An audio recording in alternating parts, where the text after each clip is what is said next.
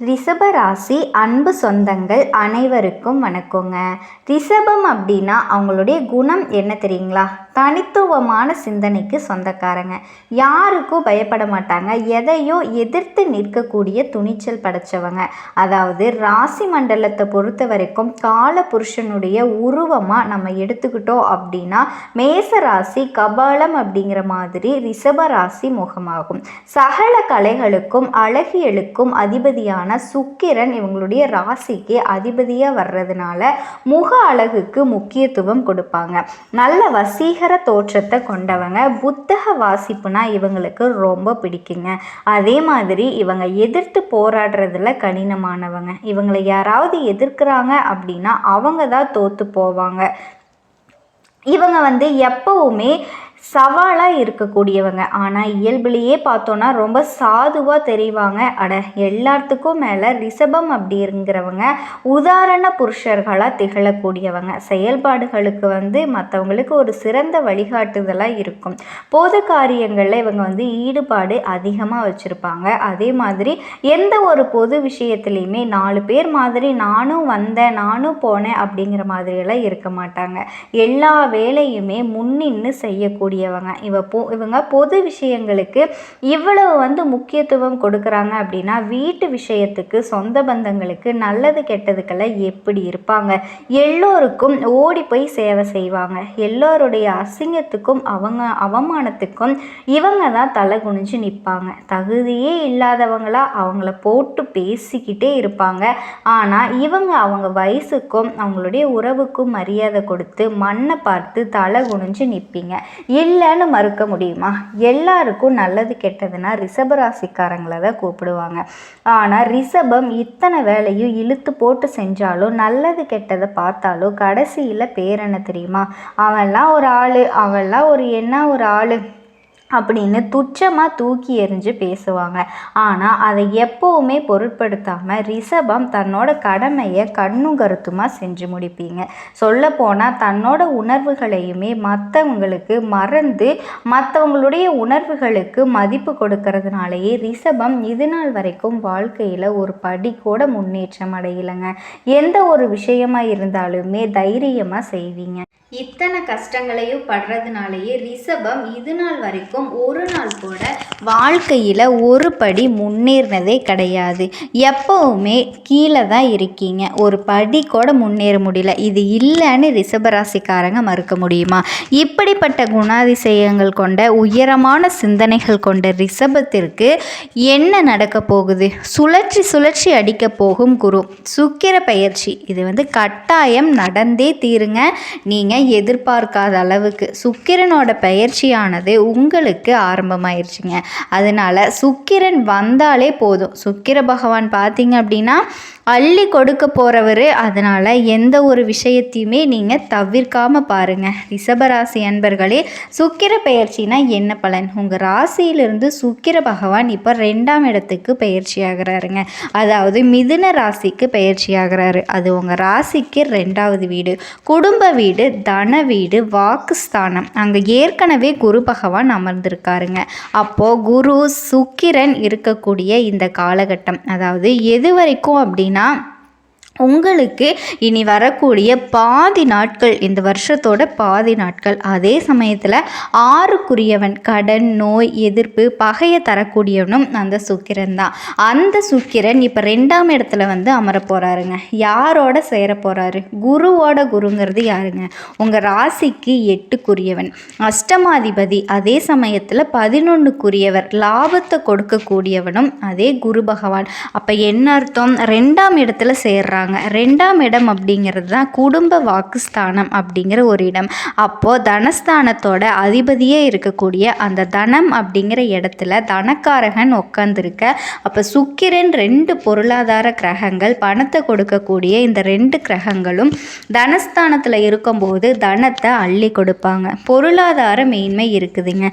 நீங்கள் எந்த தொழில் செஞ்சாலும் சரி, அதில் வியாபாரமாக இருந்தாலும் சரிங்க, எதில் நீங்கள் அதிகமாக ஈடுபடுத்தி இருக்கீங்களோ அதில் கண்டிப்பாக உங்களுக்கு வெற்றி கிடைக்கும். சுக்கிர பயிற்சியால் லாபம் அப்படிங்கிறது அதிகமாக இருக்குங்க. பணப்புழக்கம் அதிகமாக இருக்கும். அதில் எந்த வித மாற்று கருத்துமே கிடையாது. ஏன்னா குரு சுக்கிரனோட இணைவு இந்த 2 பொருளாதார கிரகங்கள் தனஸ்தானத்தில் இணையற்றது. இது ஒரு அற்புதமான இணைவுங்க. யாருக்கு? இந்த ரிஷபராசி அன்பர்களுக்கு பொருளாதாரத்தை அள்ளி கொடுக்க போகுது. ஆனால் அதே சமயத்தில் அந்த பொருளாதாரம் அப்படிங்கிறது கையாளுற விதத்தில் கவனமாக இருக்கணுங்க இந்த ரிஷபராசி அன்பர்கள். ஏன்னா இந்த சுக்கிர பயிற்சிங்கிறது இந்த ரிஷபராசிக்கு 6க்குரியவனாக இருக்காருங்க. குரு அப்படிங்கிறது 8க்குரியவனாக இருக்காரு. அப்போது 6 8 சேருது. அப்போ ஒரு வழியாக வேதனை கொடுக்குதுன்னு அர்த்தமா? அப்போ பணத்தை கையாளுற விஷயத்தில் இந்த ரிஷபராசி அன்பர்கள் ரொம்ப ரொம்ப கவனமாக இருக்கணுங்க. அதே சமயத்தில் குடும்பம் அமைச்சு கொடுக்கும். அப்போ குடும்ப உறுப்பினர் இணையக்கூடிய நிகழ்வு அப்படிங்கிறது இருக்குங்க. களத்திர கிரகம் அப்படின்னு சொல்லக்கூடிய சுக்கிர பகவான் குரு 2ஆம் இடத்துல அமரும் போது குடும்பத்தில் ஒரு உறுப்பினர் இணைந்து கொள்ளக்கூடிய, அதாவது திருமணம் சார்ந்த விஷயங்கள் இது எல்லாமே கை கொடுக்கக்கூடிய அமைப்பில் இருக்குங்க. ஆனால் அதே சமயத்தில் ஏற்கனவே திருமணமான கணவன் மனைவி அல்லது மனைவி சார்ந்த விஷயத்தில் கொஞ்சம் விட்டு கொடுக்கணும், அனுசரணையோடு போகணும். ஏன்னா குரு அப்படிங்கிறது ஒரு அணிங்க. அவர் யாருன்னு சொல்லணும்னா தேவகுரு அப்படின்னு சொல்லுவான். சுக்கிரன் அப்படிங்கிறது ஒரு அணியாக செயல்படுவார். அவர் யாருங்க? அசுரகுரு. ஸோ 2மே ஆப்போசிட்டாக, ஸ்ட்ரெயிட் ஆப்போசிட்டாக இருக்காங்க. இவர் கிழக்க போகிறாருன்னா அவங்க மேற்க போவாங்க. இது எல்லாமே வந்துட்டு உங்களுக்கு சுகபோகங்களை கொடுக்கக்கூடிய அமைப்பாக இருக்குதுங்க. வண்டி வாகனம் வாங்கக்கூடிய அமைப்பு இது எல்லாமே வாங்கக்கூடிய யோகமாக இருக்குங்க. சொத்து வாங்கலாம், அதில் எந்த ஒரு தடையுமே இருக்காது.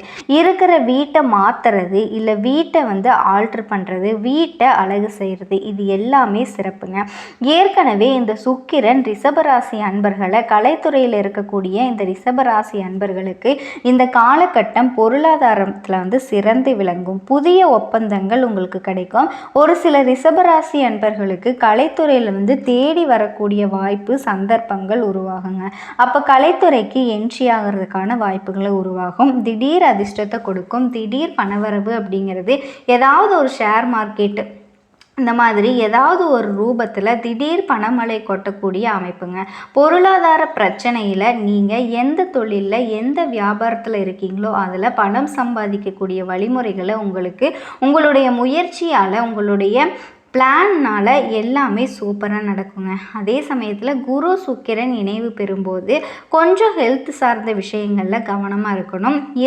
ஏன்னா 6ஆம் அதிபதியாக சுக்கிரன் வர்றாருங்க, 8ஆம் அதிபதியாக குரு வர்றாரு. அப்போ வயிறு சம்மந்தப்பட்ட ஒரு சிலருக்கு வயிறு சம்மந்தப்பட்ட பிரச்சனைகள் வர்றதுக்கு வாய்ப்பு இருக்குது. உடல் சார்ந்த விஷயத்தில் கரெக்டாக இருக்கணுங்க. 6ஆம் இடம் அப்படிங்கிறது உணவு குறிக்கும். உணவு சார்ந்த விஷயத்தையும் கரெக்டாக ஃபாலோ பண்ணணும். இந்த குரு சுக்கிரன் இணைவார் அப்படின்னா ஒரு சிலருக்கு சுகர் வர்றதுக்கான வாய்ப்பு இருக்குங்க. இல்லை ஏற்கனவே சுகர் இருக்கக்கூடிய ரிஷபராசி அன்பர்கள் அதை கட்டுப்பாட்டில் வச்சுக்கிறது ரொம்ப ரொம்ப அவசியம். சரிங்களா? இந்த குரு சுக்கிரன் பார்த்தீங்க அப்படின்னா உங்களுக்கு நல்லதையும் செய்வாங்க, கெட்டதையும் செய்வாங்க. அப்போது ராகுவோட நட்சத்திரத்தில் பயணம் பண்ணும்போது பிரம்மாண்டமான ஒரு தன்மையை உங்களுக்கு உருவாகும். அப்போ தான் உங்களுக்கு வீடு கட்டணும், பெருசாக வீடு கட்டணும். பிரம்மாண்டம்னா ராகுங்க, பிரம்மாண்டம்னா வீடு கட்டணும்னா இது சூப்பராக இருக்குங்க. சரிங்களா? அப்போ தான் இந்த பீரியடில் சுக்கிரன் ராகு கனெக்ட் ஆகும்போது உங்களுக்கு சினிமா துறை வாய்ப்புகள் வர்றதுக்கான தன்மைகள், புதிய ஒப்பந்தங்கள் வர்றதுக்கான தன்மைகள், இது எல்லாமே சந்தர்ப்பமாக கிடைக்கும். அதாவது நீங்கள் வெளி உலகத்திற்கு நீங்கள் தெரியக்கூடிய வாய்ப்புகள் உங்களுக்கு கிடைக்க போகுதுங்க.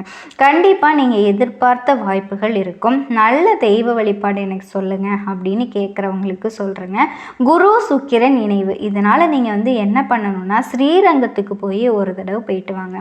அற்புதமான பலன்கள் கிடைக்கும். நினைத்த காரியங்கள் ஜெயமாகும். இந்த காலகட்டம் அப்படிங்கிறது ஞாபகத்தில் வச்சுக்கோங்க. குரு அப்படிங்கிறது யாருங்க? தட்சிணாமூர்த்தி. ஒரு நல்ல வழிபாடு எடுத்துக்கோங்க. குரு தட்சிணாமூர்த்திக்கு மஞ்சள் வஸ்திரம் சாற்றி மஞ்சள் நிற கொண்டை கடலையை நெய்வேத்தியமாக படைச்சு அவருக்கு அர்ச்சனை செஞ்சு அபிஷேகம் செஞ்சீங்க அப்படின்னா எல்லா விதத்துலேயும் மேன்மை. ஏன்னா மஞ்சள் அப்படிங்கிறது குருக்கு உகந்தது. அதனால் மஞ்சள் வஸ்திரம் சாப்பிட்டு சொல்கிறேங்க. ஓகேங்களா? உங்களை பொறுத்த வரைக்கும் இன்னொரு பரிகாரம் அப்படின்னு கேட்டிங்கன்னா விநாயக பெருமானுக்கு தீபம் ஏற்றி அர்ச்சனை செஞ்சீங்க அப்படின்னா செல்வம் சேரும். மனசில் மகிழ்ச்சி உண்டாகுங்க. சந்திராஷ்டமம் நாட்களில் கொஞ்சம் கவனமாக இருக்கிறது ரொம்ப ரொம்ப நல்லதுங்க. எந்த ஒரு விஷயத்தை செஞ்சீங்கனாலும் பொறுப்போடு செய்யுங்க. மற்றவங்க கிட்ட பேசும்போதும் வார்த்தைகளை விடும்போது கொஞ்சம் கவனம் தேவை. அதை மட்டும் பார்த்துக்கோங்க. ஏன்னா நம்ம பாட்டுக்கு ஏதாவது பேசி விட்ருவோம், ஆனால் அது கண்டிப்பாக தப்பான விஷயத்தில் முடிஞ்சிடும். அதனால் அதில் மட்டும் கொஞ்சம்